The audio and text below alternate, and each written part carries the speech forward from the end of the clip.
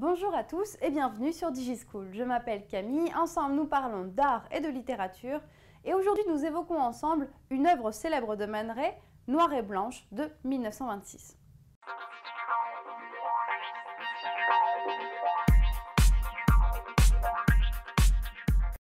Noir et Blanche est donc une photographie que Man Ray prend en 1926. Son modèle est la célèbre Kiki de Montparnasse, qui était son amante à l'époque. Kiki qui a par exemple posé dans la célèbre photographie le violon d'Ingres. Sur ce cliché, on voit Kiki, le visage posé sur une table, les yeux fermés, les cheveux plaqués pour mettre en avant l'ovale, la rondeur de son visage. De sa main gauche, elle tient presque au centre de la photographie un masque africain. C'est important car vous savez que les surréalistes s'intéressaient beaucoup à l'art africain. D'ailleurs, ce masque en particulier a été prêté à Man Ray par André Breton, le chef de file surréaliste. Alors, comment peut-on analyser Noir et Blanche? Avant de rentrer dans les détails, un petit point sur l'importance du titre de cette photographie. C'est un titre qui a été choisi après coup en quelque sorte. Lorsque la photographie paraît une première fois en 1926 dans le magazine de mode Vogue, elle a pour titre « Visage de nacre et masque d'ébène ». Alors, le nouveau titre « Noir et Blanche » efface à la fois le matériel, la nacre qui était une référence à la peau blanche de Kiki et l'ébène qui était une référence au masque africain, mais aussi l'identité, visage et masque, pour privilégier les couleurs noir, blanc, c'est tout. Pourquoi il était important pour l'artiste de changer ce titre et de se focaliser sur Noir et Blanche? Qu'est-ce que ça nous apprend?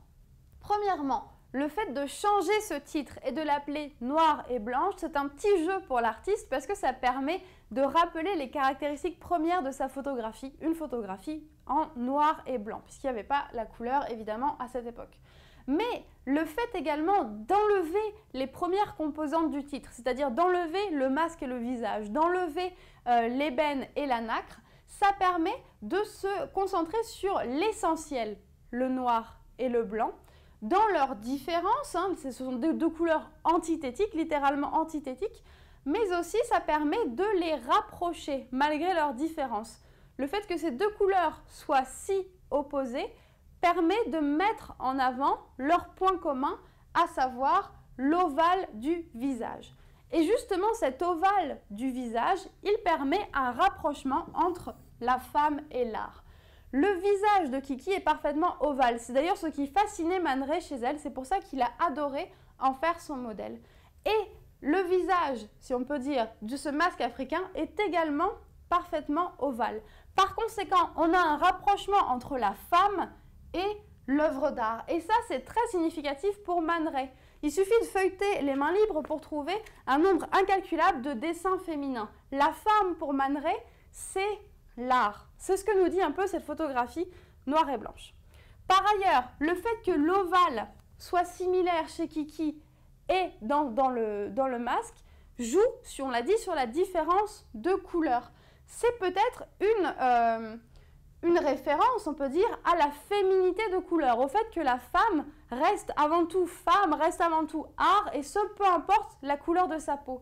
Ça, on le sait, c'est donc un message d'humanité et un message très important pour Man Ray. À l'époque où il dessine pour les mains libres, il est en couple avec Adi Fiedlin, Adrienne, dont la couleur de peau est noire. Elle est originaire, elle est antillaise d'origine. Et dans les mains libres, la plupart des femmes, on le voit, sont blanches de peau. Mais il y a tout de même la présence de femmes à la peau d'une couleur différente. Et si on regarde le poème Le Don, Éluard en témoigne. Elle est la fille noire et son sang fait la roue, dit-il. Voilà donc un message d'humanité dans ce Noir et Blanche qui met en valeur une diversité de la féminité et qui rapproche la féminité et l'art. Voilà, c'est tout pour aujourd'hui. Merci d'avoir suivi cette vidéo. N'hésitez pas à consulter d'autres fiches ou d'autres vidéos sur le sujet. Et à très bientôt sur DigiSchool.